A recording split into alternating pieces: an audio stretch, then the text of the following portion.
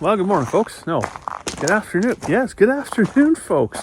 And welcome back to the farm. It's actually a pretty good day today. We got, well, as you maybe know from the last video, our little girl was in the hospital. Her appendix had burst and she had a rough time of it.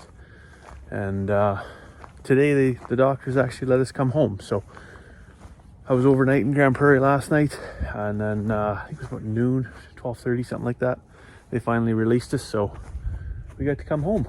I was pretty happy about that, actually. I think happy's an understatement, really. But I got to work on a little project here because she's not fully recovered. She just doesn't need to be in the hospital. But downstairs, she sleeps downstairs in her room on a bunk bed, and so she's had surgery on her tummy, and that's not really conducive to being alone in the basement, getting up and down a set of stairs if she needs to go to the bathroom. So I'm not a big fan of the bunk bed. I've never have been a big fan of the bunk bed. So I'm in the process here the last couple of days putting together, you can see there's some wood filler on there where I drilled some holes, but putting together a single bed frame, and we're just going to assemble it upstairs in our master bedroom. And she can sleep up there for a week, 10 days, whatever it takes to get her fully recovered. And then she said, well, the bunk bed frame, when she's done with that, then maybe we could give that to some other kids that don't have a bed. And I thought that was just the sweetest thing ever. I tell you one thing I'm not super impressed with, though, overall with AHS, Alberta Health Services. I mean, nursing staff, overarchingly, for the most part, outstanding work. Great team, take very good care of the kids.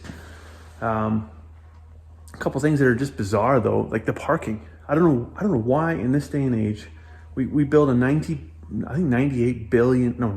million, sorry, don't want to get the numbers wrong, $98 million hospital with this massive parkade, and we have to pay for parking. Like, I think that's ludicrous. But you can get free Wi-Fi no matter where you go in the hospital. You can get free Wi-Fi, and I just think, like, don't give me free Wi-Fi. Maybe pay for access to Wi-Fi, but give me free parking.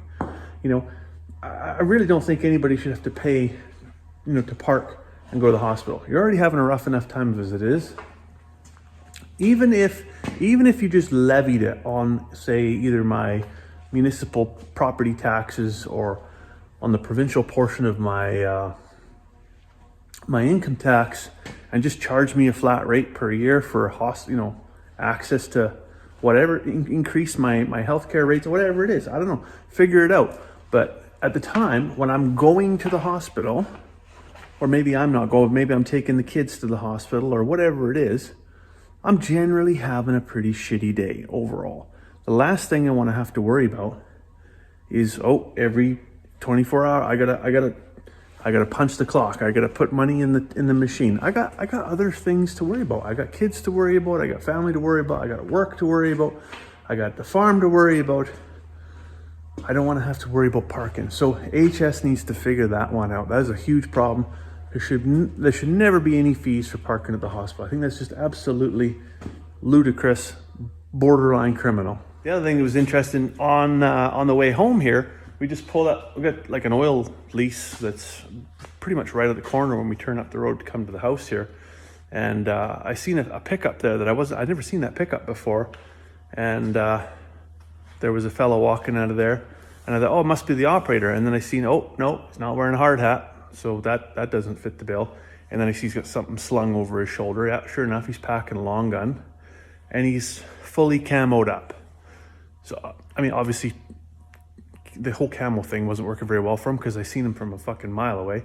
But anyway, so I'm just like, on the brakes, wheel in there. Hey, who are you? What are you doing? You got permission to hunt? And he's like, yeah, I got permission to hunt. And I'm like, oh, from who? He said, from Stan. And I said, well, that's interesting. I said, you must be off your rocker because I'm Stan and I've never met you before. So you want to try again on this one? And then he's like, oh, my name's Justin. I'm from the county of Grand Prairie. You called me last week to come and solve this coyote problem. And I was like, oh man, like, you should have opened with that. Not like, I've got permission to say, hey, I'm Justin. I'm from the county. I'm here to take care of some coyotes. But anyway, so that interaction aside is good because he's here.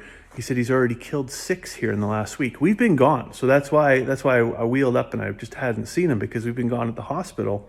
and he's been here taking care of business and just like pew, pew, pew, pew, pew, taking care of our predator problem.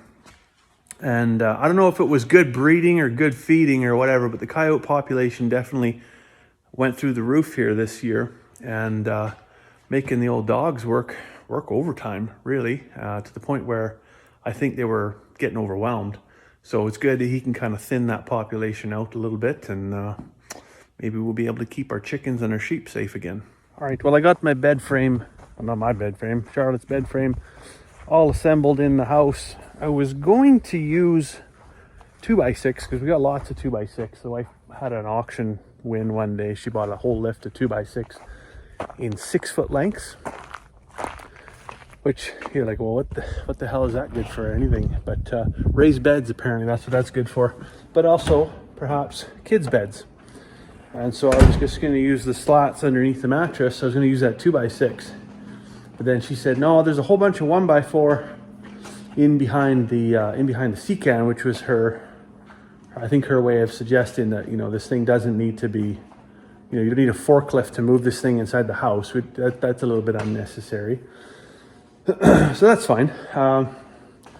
But anyways, I went back behind the sea can there, and yeah, there is some 1x4, but it's all covered in snow and it's quite wet. So I did have a couple sheets of plywood left over from, actually these come in the stock trailer. When we bought the stock trailer, there was 3 sheets of 7/16 or 3/8, whatever that is, plywood.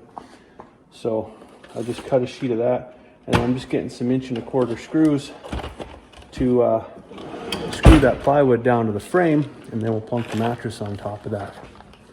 So that should be, I don't think you're going to want to, you know, have too many monkeys jumping on that bed, but for sleeping, I think that's going to be, seems to be right uptown. Okay, well, the bed's all built, and mattress is up. Charlotte's having a lay in it right now, actually, not having a nap, just basically just checking out how comfortable it is. And worked out pretty good. We also had a special visitor just stop by. I want to give a big shout out to the Bloom family. So they knew we were in the hospital, and there was a high likelihood that poor Charlotte, with her upset tummy and everything, it was touch and go whether or not we'd even be out of the hospital for Halloween, let alone her be able to go get dressed up and maybe go do a little bit of trick-or-treating, see some friends in their costumes, that kind of thing. And so such an act of kindness. They got her a gift, got her a care package, candy bag with some treats and stuff, a beautiful bouquet of flowers, and then a beautiful soft purple, stuffy purple's her favorite color. So yeah, it's kind of overwhelming to have that kind of kindness. You don't expect it ever, but it's really, really appreciated, especially for a little girl. She's only 4, and probably not gonna, I don't think she's gonna make it out tonight, but at least she's got something, right? She can dress up and maybe have a couple chips or something, or a piece of candy or something, just to kind of make her feel better, so she doesn't miss out entirely. So that's much appreciated. Anyways, if you're wondering who I'm talking about, if you haven't heard this on this channel before, Bloom Enterprises, they also have a YouTube channel. It's called Millionaire Farmer. Check them out. Awesome family. And Robin right now, this morning, I think actually, just whirlwind going on in his guts, and he's bedridden, well, not bedridden, laying in the middle of the living room floor, and actually had his mom bring the care package over. So yeah, like I said, just a wonderful family. So that's much appreciated.